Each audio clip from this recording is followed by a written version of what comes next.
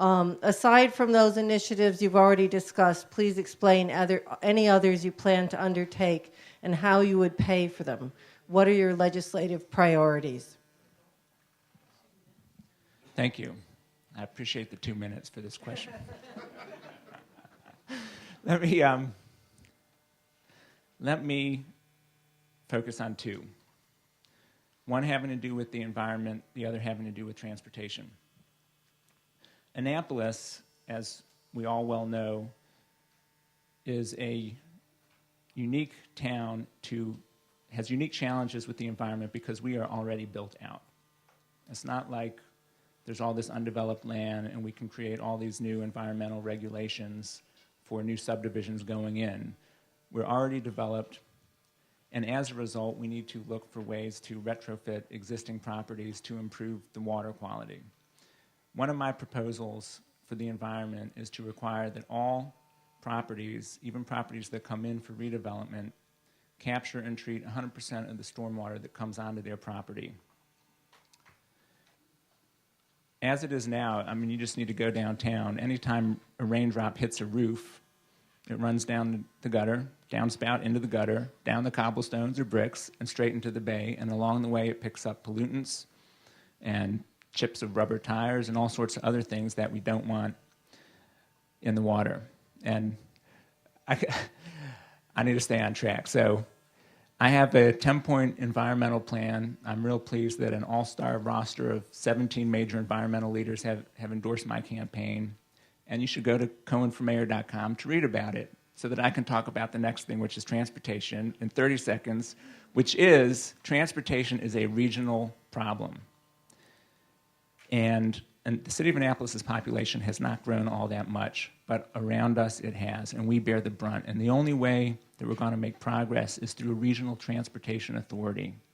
The devil is in the details, but as mayor, I'm committed to partnering with Anne Arundel County government and the state to create one. Thank you.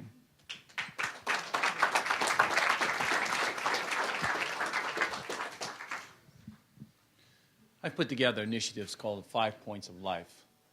Within those 5 points of life, they are things that affect each and every one of us, each and every day, all 5 of them.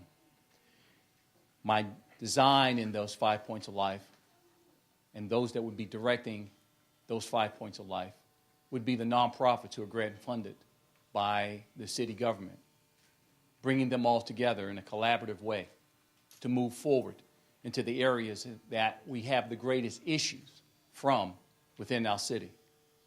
We must define what those issues are. We must create an opportunity for those individuals who are having those issues to have some rescue. That rescue will come from the resources that we have within the city as well as what we have in the county.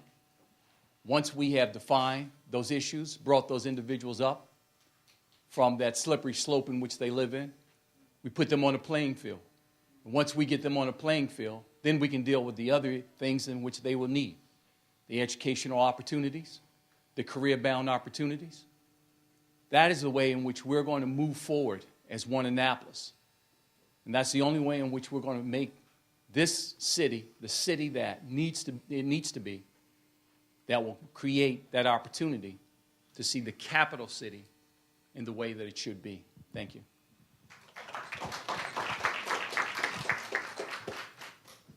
Thank you.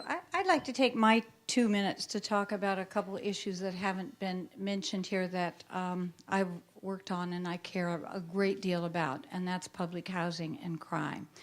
As I said, I've volunteered and served as the chairman of the board of the Commission of Public Housing Agency for 5 years. We have a difficult situation. We have aging inventory. We have an agency with some troubled history, and we have a population in great need to improve their living environment and a larger community that wants to see something done and improved with our public housing, which is largely concentrated in limited locations in the city. One of the things that we made a lot of improvements over those 5 years, but one of the things that I'm proudest of that will be my legacy in the city coming in is that we have begun to move our public housing from the antiquated ownership under a public housing authority with inadequate resources to the way in which all the other affordable housing in this country is owned and managed, and that is through private sector partnerships and private property management. We're doing that in Clay Street. We're doing that in Annapolis Gardens. We're on our way, providing opportunity for the current residents to come back or live elsewhere as they choose. Nobody displaced, housing improved. You can't care about public housing in this community without caring about crime. I worked for years on the issue of crime to make the community believe we had a crime problem, to make the government believe we had a crime problem when they didn't want to see it, and to begin to get our policing so that our police are out of the cars, in the areas where crime is occurring, and connecting to the neighborhoods they're a part of. And I think the results with the new chief of police are clear. Some of those recommendations are right on target, and we're improving. Thank you.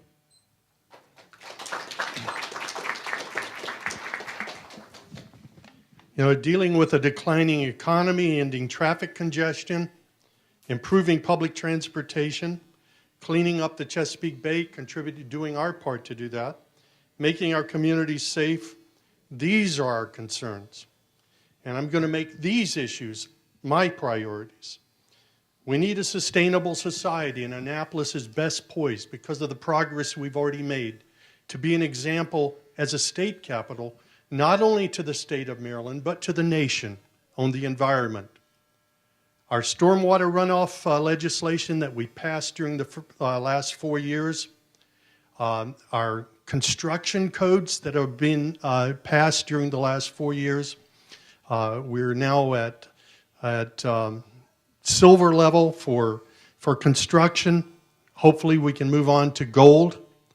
But we have a passed legislation in reference to fertilizer use to prevent phosphates in fertilizers. We're trying to get the county to move on this legislation. We have made waves as far as the environment goes nationally out of the city council on one single issue, reusable shopping bags. The legislation that came out of Annapolis has gone to 17 state legislatures, has been passed by Los Angeles County, the city of Seattle, Washington, Portland, Oregon, because of a great boost that subject got right here. And it made waves not only in Annapolis and Maryland, but all around the world. This city has a responsibility to be a leader. And we've seen that leadership during the last 4 years on the environment. And I intend that Annapolis will be a leader for the environment in the future.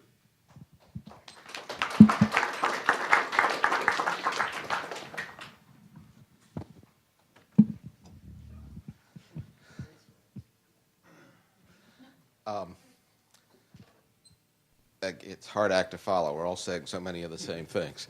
I'm going to go back to one of the things I said before, that I think what's important to do is to stop striking poses and to actually conduct policies. And in order to conduct a policy, you have to know what a policy is. You have to put it together. You have to talk to people. And it has to make sense. You have to be able to explain it. You have to be able to market it to people after you've come up with it. So instead of just having a lot of and I'm not criticizing Josh's program. It's a fine program.